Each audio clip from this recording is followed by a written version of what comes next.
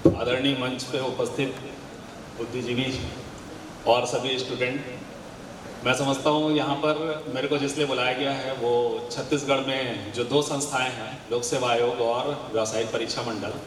और इनके द्वारा आयोजित होने वाली परीक्षाएं और इसके माध्यम से आप अपना करियर निर्माण कैसे कर सकते हैं, इस संदर्भ में मैं कुछ बोलना चाहूँगा। तो यहाँ पर ये जो दोनों संस्थाएं हैं, लोक सेवा आयोग और व्यावसायिक परीक्षा मंडल, इसके माध्यम से निकलने वाली परीक्षाओं में न्यूनतम योग्यता 12th पास या फिर स्नातक होती है। कुछ परीक्षाएं ऐसी हैं जिसमें पोस्ट ग्रेजुएशन भी मांगा जाता है, और आप भी जिस तरह यहाँ पर दिख रहे हैं उनमें से अधिकांश 12th पास हो गए हैं या कॉलेज पे हैं, जैसा कि बताया गया है। तो उनको अभी या कॉलेज के दौरान अभी जिस जगह पर आप पढ़ाई कर रहे हैं, तो ऐसा क्या पढ़ लेना चाहिए कि इन फ्यूचर जब आप कभी इस तरह की शासकीय सेवाओं में आना चाहते हैं तो उस जगह पर आपको अभी से ही ऐसे अपनी कैसी फाउंडेशन मजबूत करना चाहिए कि आप ग्रेजुएट होकर निकलते के साथ या 12th के बाद ही यदि आपको कोई अपॉर्चुनिटी मिलती तो उस जगह पर कैसे अपने आप को स्थापित कर सकते हैं। इस संदर्भ में मैं कुछ बोलना चाहूँगा। पहले तो इन परीक्षाओं के बारे में बता दूँ कि व्यावसायिक परीक्षा मंडल के माध्यम से जो परीक्षाएँ निकल रही हैं, आप अपने आसपास में जो भी शासकीय कार्यालय देखते हैं, इनमें जो पदस्थ लोग होते हैं उन लोगों को आप ध्यान से देखें, या उसमें जो अधिकारीगण होते हैं उनको देखें, तो उसमें सिविल सर्विसेज अर्थात संघ लोक सेवा आयोग के माध्यम से होने वाली परीक्षाओं को छोड़ दें तो बाकी अन्य जो सेकंड मतलब द्वितीय श्रेणी या तृतीय श्रेणी जो आपके बीच में कर्मचारी अधिकारीगण होते हैं, ये लोग इसी संस्थाओं के माध्यम से चयनित होकर आपके समक्ष सर्विस के लिए उपस्थित होते हैं। आप भी यदि इनको देखकर प्रेरित होते हैं कि ऐसा कुछ बनना चाहते हैं, तो स्कूली जीवन से या जहाँ पर आप हैं अभी कॉलेज पे या कॉलेज से पास आउट हो गए हैं, तो ऐसी क्या तैयारी करें कि आप इस तरह से जल्द ही बन सकें। तो सबसे इम्पॉर्टेंट होता है इन्फॉर्मेशन, कि इनका हम कैसे जानकारी पता करें कि किस तरह से ये संस्थाएं कौन सी विज्ञापन या कौन सी वैकेंसियां निकाल रही हैं, या कुछ परंपरागत रूप से आपके बीच में जो बहुत ही चर्चित पोस्ट आपके बीच में दिखाई देती है। यदि मैं एकदम तृतीय वर्ग से स्टार्ट करूं तो वो पटवारी, वो रेवेन्यू इंस्पेक्टर, वो आमीन पटवारी, या उस आपके बीच में जो सहायक विकास विस्तार अधिकारी, या कृषि में यदि आप ग्रेजुएट हो रहे हैं तो वो कृषि विकास अधिकारी, या इस तरह के और भी और कुछ स्पेसिफाई जो कुछ कोर्स आप करते हैं उनसे संबंधित जो तृतीय वर्ग पे आप दिखाई देते हैं, वो बहुत ही प्रचलित पोस्ट होती हैं। और कुछ पोस्ट कभी कभार निकलती हैं, वो आपके बीच में जितने भी प्रकार के इंस्पेक्टर जैसी पोस्ट होती हैं, चाहे वो मंडी इंस्पेक्टर हो या फूड इंस्पेक्टर हो या पुलिस सब इंस्पेक्टर हो, इस तरह के पोस्ट ये व्यावसायिक परीक्षा मंडल जैसी संस्था जो हमारे बीच है वो उसके द्वारा आयोजित होती है। और वहीं लोक सेवा आयोग राज्य पीएससी जिसको कहते हैं, उसके माध्यम से द्वितीय श्रेणी की अधिकांश परीक्षाएं या फिर राज्य सेवा प्रशासनिक सेवा की परीक्षा जिसमें द्वितीय एवं तृतीय श्रेणी की भी बहुत सारी पोस्ट एक साथ प्रकाशित होती हैं, उनके माध्यम से आप अपना करियर निर्माण कर सकते हैं। तो इम्पॉर्टेंट ये होता है कि जैसे राज्य सेवा परीक्षा है उसकी तो एक फिक्स तिथि है कि वो 26 नवंबर को अपना विज्ञापन निकालते हैं, और प्रारंभिक परीक्षा की तिथि एक परंपरा अनुसार फरवरी पे देते हैं, और मुख्य परीक्षा की तिथि मई माह में देते हैं। साक्षात्कार वगैरह उसके बाद में कभी भी सितंबर अक्टूबर तक होता है, दिसंबर तक वो आपकी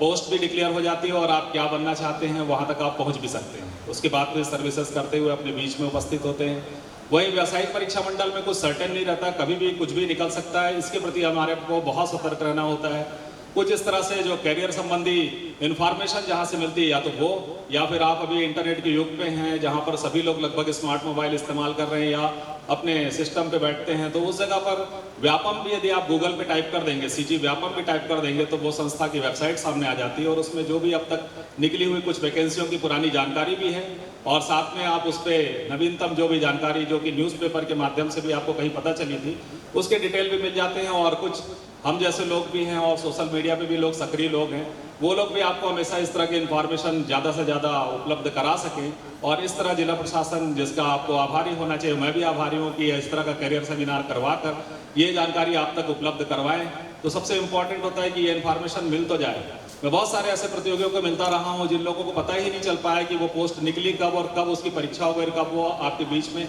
अचानक ज्वाइन करने आ गए। वो न्यूज़पेपर पे जब कभी उनके फोटो छपते थे कि ये इन्होंने इस सफलता को अर्जित किया या ये बन गए, तो लोग खोजने निकलते कि ये परीक्षा हुई कब और ये बन कैसे गए। तो सबसे इम्पॉर्टेंट होता है इन्फॉर्मेशन। आप अपने स्कूल कॉलेज के जीवन से ही इम्पॉर्टेंट है कि आप किसी भी तरह से ऑनलाइन ऑफलाइन किसी भी माध्यम से न्यूज़पेपर तो रेगुलर पढ़ा करें। बहुत सारी इन्फॉर्मेशन हमको वहाँ से मिल जाती है। दूसरा, इन परीक्षाओं की जो फाउंडेशन है वो सामान्य ज्ञान से होती है। सामान्य ज्ञान जनरल स्टडी, वैसे तो कहा जाता है कि कोई भी एनसीईआरटी की पुस्तकें जो भी आपकी 10th क्लास तक आपने पढ़ा यदि आप उसको अच्छे से टॉपिक वाइज अलग अलग करके पढ़ें तो उन्हीं सब का निचोड़ ही एक सामान्य ज्ञान होता है। फिर इसके बाद में जब आप कंपटीशन एग्जाम की तैयारी करने निकलते हैं 12th के बाद या स्नातक के बाद, तो कुछ स्पेसिफाई इन्हीं पुस्तकों को रेडीमेड नोट्स बना के भी मार्केट में पुस्तकें उपलब्ध हैं। कुछ पुस्तकों के नाम भी मैं लास्ट में बताने की कोशिश करूंगा। तो उन पुस्तकों को भी यदि आप अलग से ले लें और स्पेसिफाई स्टडी एक जनरल स्टडी के आधार पर करना शुरू करें,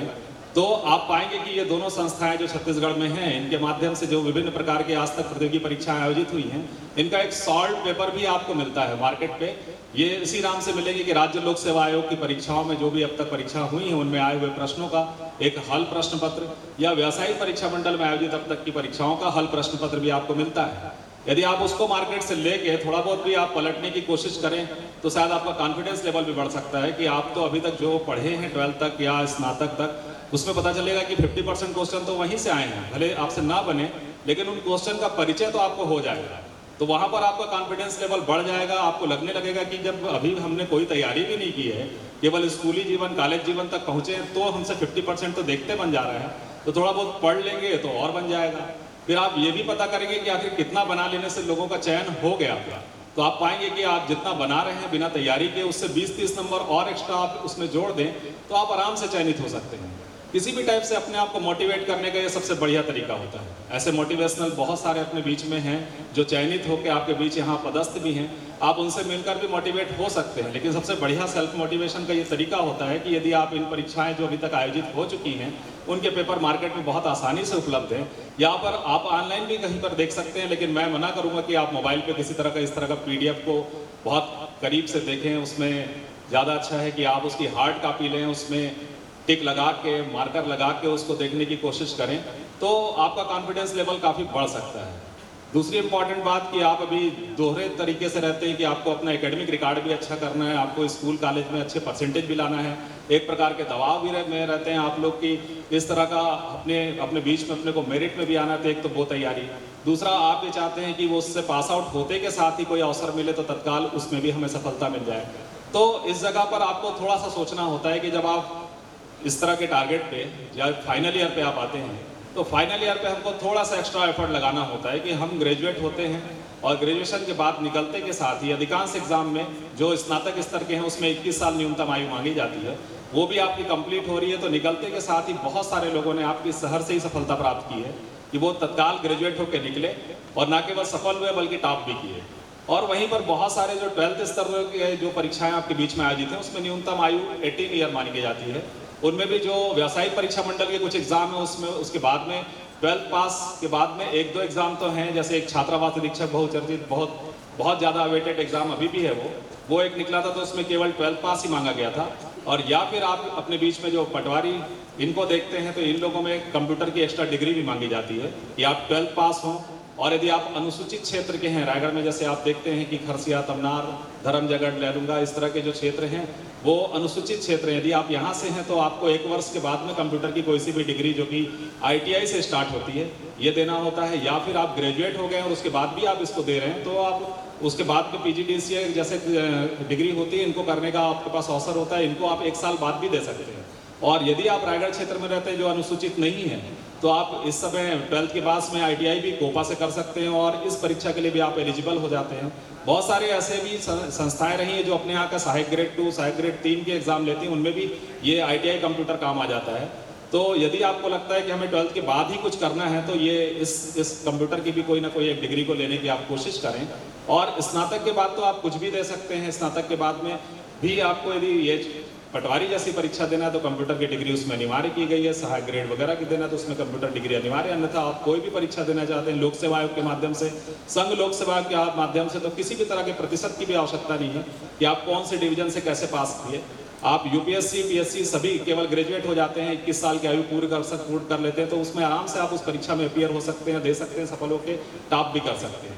तो इस तरह के 2 अपॉर्चुनिटी के बारे में मैं चर्चा कर रहा था जो कि व्यावसायिक परीक्षा मंडल और लोक सेवा आयोग, राज्य लोक सेवा आयोग के माध्यम से यहाँ पर आयोजित होती है। तो राज्य लोक सेवा आयोग की परीक्षा पे मैं जाऊँ इसके बाद में, जैसा मैं उसके बारे में बता पा रहा था कि वो नवंबर में परीक्षा प्रकाशित होती है, वो आपको फरवरी में एक परंपरा अनुसार परीक्षा की तिथि देते हैं और मुख्य परीक्षा उसमें रिटर्न पैटर्न पे होती है जो कि मई माह में प्रस्तावित होती है और उसके बाद में फिर परिणाम और फिर आपका पदस्थापना जैसी बात होती है। तो इसकी शुरुआत यदि आप करना चाहें, मैं ऊपर से स्टार्ट कर रहा हूँ कि लोक सेवा आयोग की परीक्षा यदि आप स्टार्ट करना चाहें, आप अभी फाइनल ईयर में यदि हैं, सेकेंड ईयर में हैं, तो भी आप स्टार्ट कर सकते हैं। करना कुछ नहीं है, वही बेसिक सामान्य अध्ययन की आपको तैयारी करनी होती है। इसमें प्रारंभिक परीक्षा 2 प्रकार की होती है, एक तो जनरल स्टडी जिसका एक पेपर होता है, इसमें ही आपकी मेरिट के आधार पर आपका चयन होता है, और एक परीक्षा सीसेट की होती है उसमें, जिसमें लगभग एप्टीट्यूड और हिंदी और छत्तीसगढ़ी का बहुत बड़ा वेटेज होता है। यदि आप उसको ठीक करते हैं तो वो केवल क्वालिफाइंग होती है। क्वालिफाइंग भी जैसे कैटेगरी वाइज है तो उसमें 23% और अनरिजर्व कैटेगरी में 33% आपको लाना होता है, तो उसमें ज़्यादा एफर्ट लगाने की जरूरत नहीं पड़ती।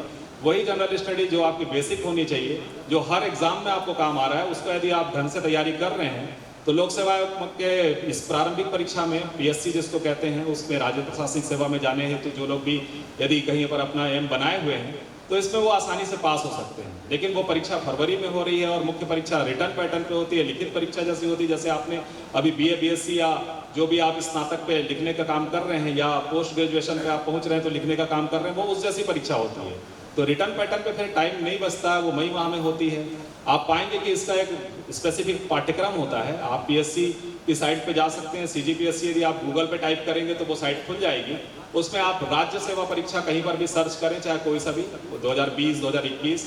और 2022 जो भी मिल जाए, आप उसको तत्काल क्लिक करेंगे तो पीडीएफ डाउनलोड हो जाएगा। उसमें आप इस पाठ्यक्रम को अच्छे से देख सकते हैं। आप पाएंगे कि उसमें प्रारंभिक परीक्षा और मुख्य परीक्षा का पाठ्यक्रम कमोबेश एक जैसा होता है। बस अंतर ये है, प्रारंभिक परीक्षा में आपको वस्तुनिष्ठ 4 विकल्प और उसको सॉल्व करके चलना होता है, और वही मुख्य परीक्षा में वही सिलेबस को आपको लिख के देना होता है। तो मुख्य परीक्षा और प्रारंभिक परीक्षा में जहाँ पर जो दोनों समान हैं, उसको अभी से ही आप छोटा छोटा नोट्स बना के यदि चलने लग जाएं, फाइनल ईयर पे आप हैं तभी से आप उसको छोटे छोटे नोट्स बना के रखने लग जाएं, तो लगभग आपकी 70-80% तैयारी हो जाती है।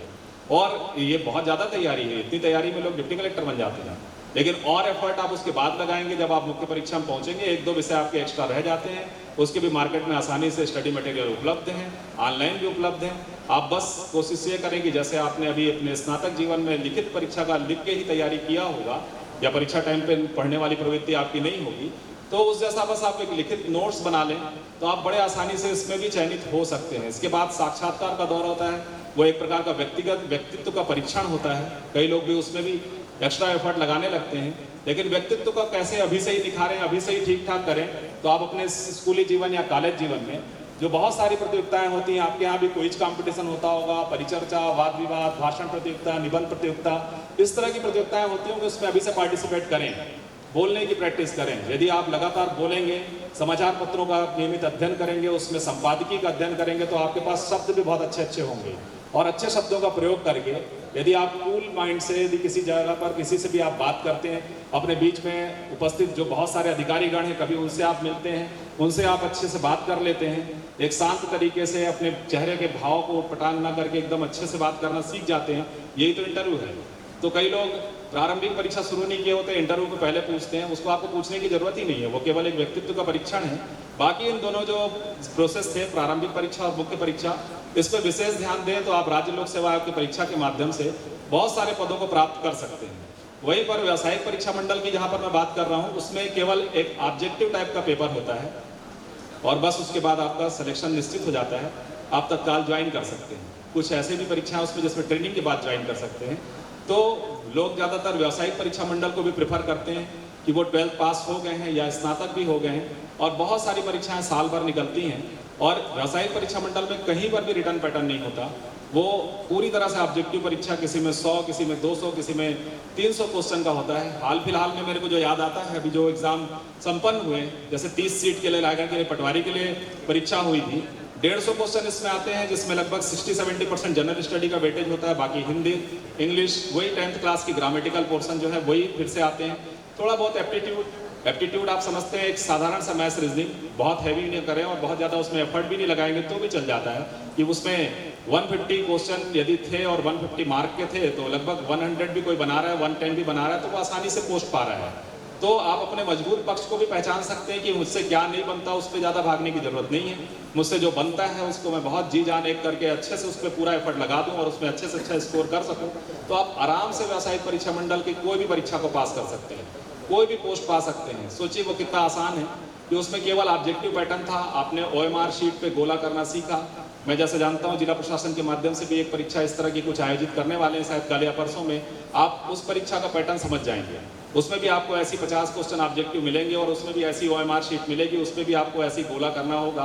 वो यदि आप कर लेते हैं तो सोचिए उससे आपकी ज़िंदगी बदल जाती है। तत्काल ही आपको